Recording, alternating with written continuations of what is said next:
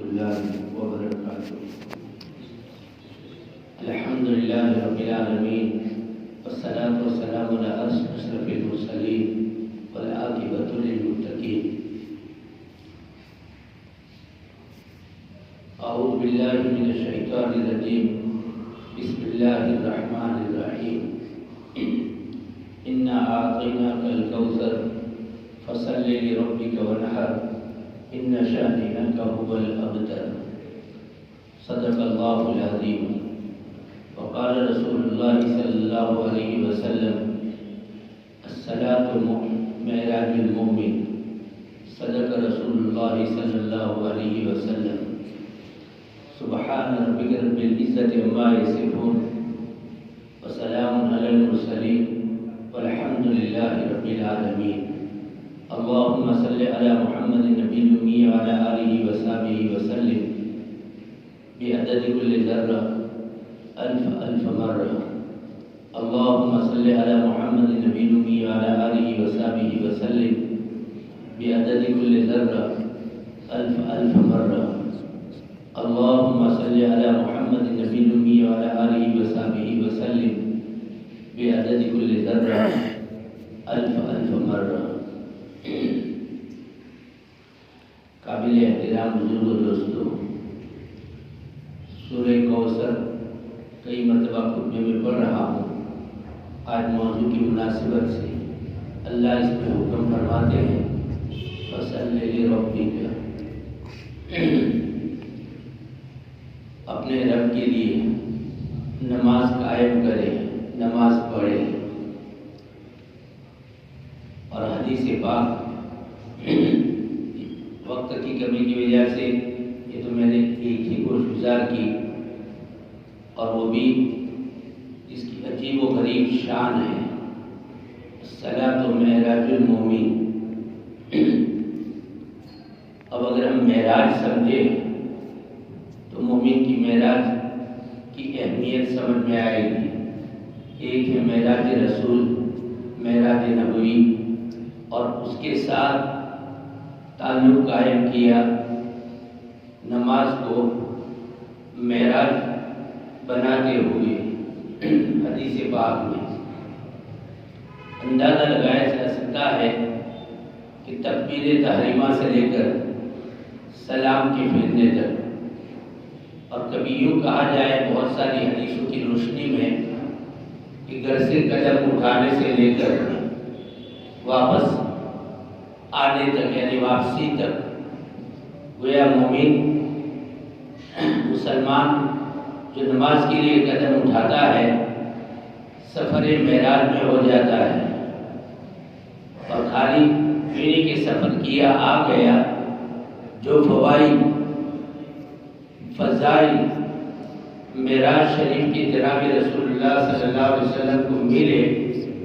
گویا اس کے حاصل کرنے کا عام مومن کو، عام انسان کو، عام عبادت گزار کو اللہ نے یہ بہترین عبادت کی شکل کا عمل عطا فرمایا. میرے دل میں احساس نہیں ہوتا، کاموں میں مشغول ہوتے ہیں، اذان کی آواز سنی انسنی کرتے ہیں میرے جیسے، اور پھر وقت کے ہونے پر اللہ پاک جل جلالہ من والوں کی طرف سے توفیق کا ایک تھوڑا سا دروازہ کھلا ہوتا ہے، دوڑے بھاگے آتے ہیں اور بھاگے دوڑے چلے جاتے ہیں. کہاں گئے تھے؟ کس دربار عالی شان میں گئے تھے؟ اس کا کیا احساس ہونا چاہیے، کیا کھٹکا ہونا چاہیے، اور دل کی کیا کیفیت کے ساتھ جانا، اور دل کی کس کیفیت کے ساتھ وہاں سجدہ ریز ہونا، اور دل کی کس کیفیت کے ساتھ اللہ سے تعلق قائم کرنا، اور دربار میں جا کر شاہی دربار میں بادشاہ سے نفع اٹھانا، شاہی انعامات سے فائدہ اٹھانا. یہ اگر کیفیات اگر میرے اور آپ کے دل میں آ جائے، اللہ اکبر. بعض اللہ والوں کی جو نمازیں آتی ہیں نا بیانوں میں، دیکھو عام طور پر لوگوں کی زبان زد یہ کلمات ہیں کہ اولت تو اتنے بڑے اہم فریضے کو اور اتنے بڑے انعام کو امت نے روندا ہوا ہے پیروں میں، اور امت اس سے کٹی ہوئی ہے۔ کہنے والے کہتے ہیں مشکل سے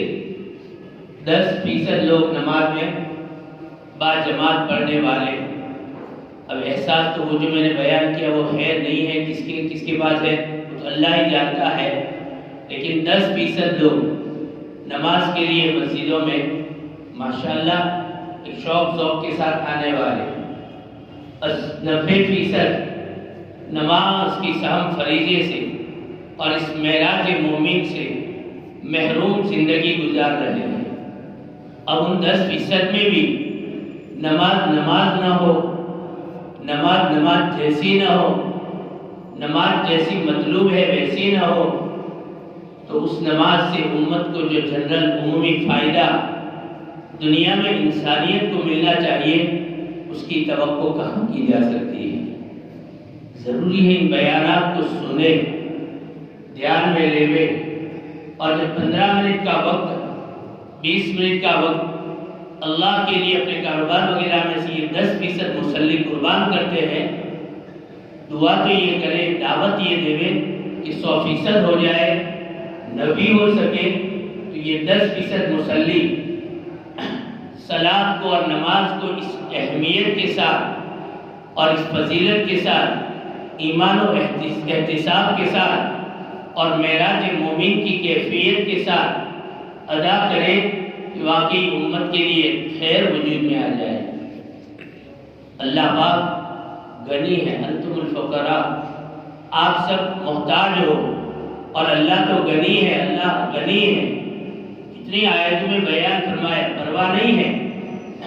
آپ اگر جانور بن جاؤ، آپ اگر مسجدوں سے کٹ جاؤ، آپ اگر نمازوں سے کٹ جاؤ،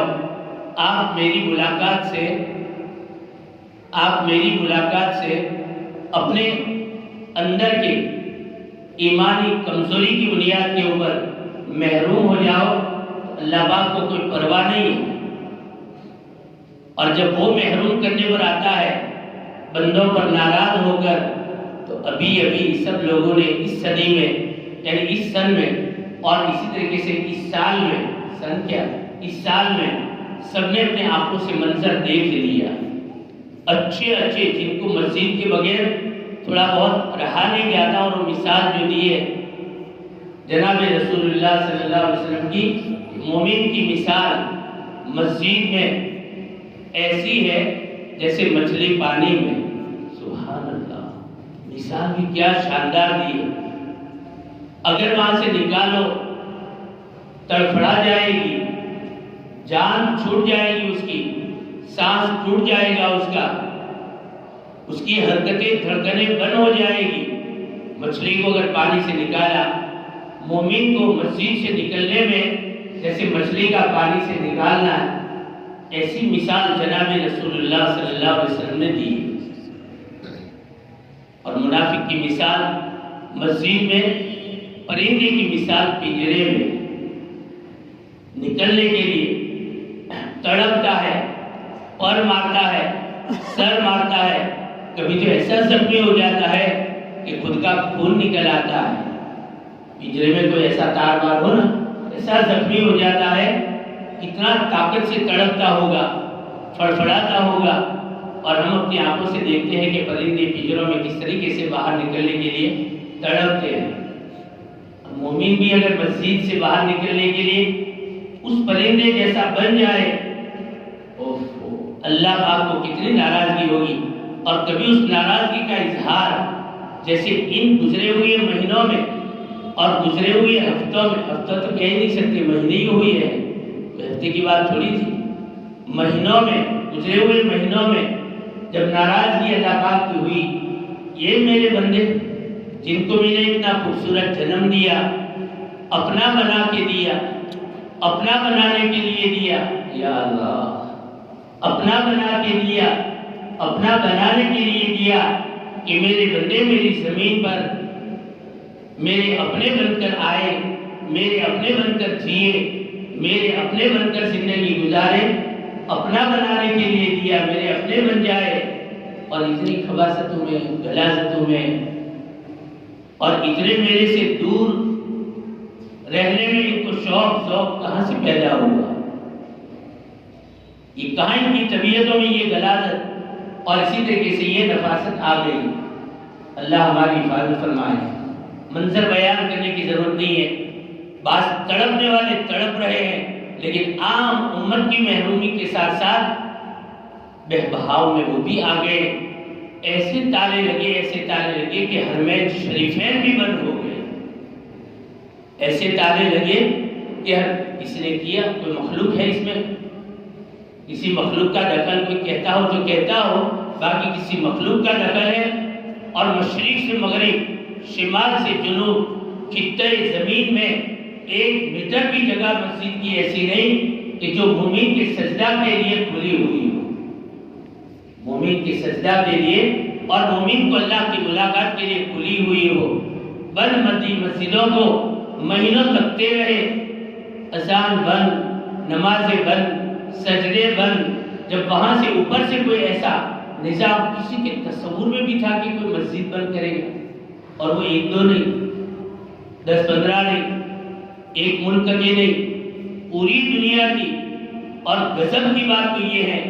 کہ کعبہ، اللہ کا حرم اور اللہ کی نبی کی مسجد نبی، حرم نبوی بھی، اس کو بھی لاک لگا ہوا ہے، پابندی لگی ہوئی ہے۔ وہاں ہے کوئی کفر کا علم بردار کہ جس نے لاک لگایا ہو، وہاں تو اس کی خدمت کے لیے اور اس میں آنے والوں کی خدمت کے لیے لوگ ترستے اور تڑپتے ہیں، لیکن آج ہم نے اپنے آنکھوں سے دیکھ لیا۔ تو آج جو میں نے یہ بات کتابوں میں سے پڑھ کر میں نہیں کہہ رہا ہوں، کتابوں کے حوالے سے ہی بات تو ہو رہی ہے، لیکن بس اللہ نے دل میں ڈالا۔ پہلے بھی میں کہہ چکا ہوں کہ اس معراج مومن، اس شان رکھنے والی عبادت معراج مومن، معراج کا مطلب اتنا قرب حاصل ہوا اللہ پاک کے دربار میں، جناب رسول اللہ صلی اللہ علیہ وسلم کو آپ کی رسالت کے صدقے میں اتنا قرب، کعبہ قوسین، کعبہ قوسین، اتنے قریب کہ جس کے قرب کی انتہا بیان کر دی قرآن عظیم الشان کتاب میں۔ اور پھر ہم کلامی جو نصیب ہوئی ہے، اس ہم کلامی پر اور زیارت سے جو مشرف ہوئے ہیں، اللہ رب العالمین کی اس زیارت کے اوپر جو آیات اور احادیث ایک روشنی ڈال رہی ہے، ایک نور برسا رہے ہیں، تو میرے اور آپ کے جیسے کو بھی وہ مقام حاصل کرنے کا ایک دل میں کھٹکا پیدا ہو جائے۔ اللہ نے اس مقام حاصل کرنے کے لیے عبادت عام کو الصلاۃ معراج المومن بنا کر عبادت عام کو چند رکعتوں پر مشتمل چند منٹوں کے لیے بندے کو مکلف بنایا، اور بندہ غفلت میں زندگی گزار رہا ہے۔ نماز کی حیت اور حالت اور حیثیت اور اس کے مقام اور اس کی اہمیت سے بس ناواقف ہے کہ 10% کی نماز بھی وہ نماز بن جائے جو مومن کی معراج کے اندر میں سے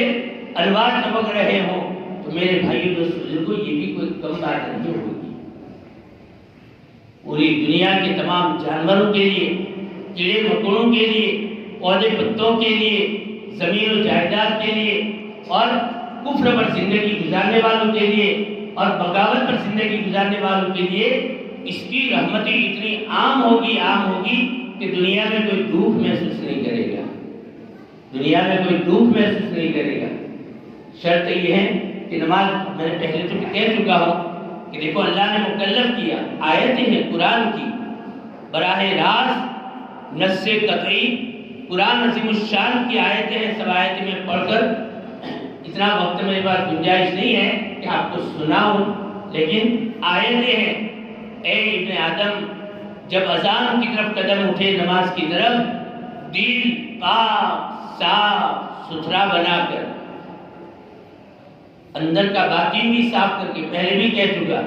پھر ظاہر یعنی بدن کو، اعضائے وضو کو وضو کے ذریعے سے، اعضائے غسل کو غسل کے ذریعے سے، اور جب نماز کی بڑی اہمیت آ جائے تو جمعہ کے دن کے غسل کو تو سنت قرار دیا، آ جاتے ہیں ہم تو ایسے ہی فریش ہونے کے لیے غسل کریں گے، سنت ادا کرنے کے لیے وہ کھٹکا وہ جذبہ دل میں نہیں آئے گا، نیت پر عمل کا دار و مدار ہے۔ نہیں، آج تو جمعہ عید کا دن ہے، جمعہ کا دن ہے، آج کے غسل کی سنت کی نیت سے ادا کرنے پر کیا فضائل آئے ہیں، ذرا میں اس کو یعنی استحضار کروں دل میں۔ تو غسل سے مکلف کیا، بدن میں پاکی اور صافی حاصل کرنے کے لیے وضو کا مکلف کیا،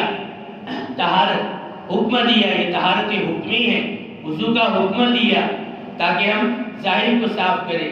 اور اس سے بھی آگے بڑھ کر کہ ابن آدم اس طریقے سے نہ آنا کہ اندر بھی میل ہو،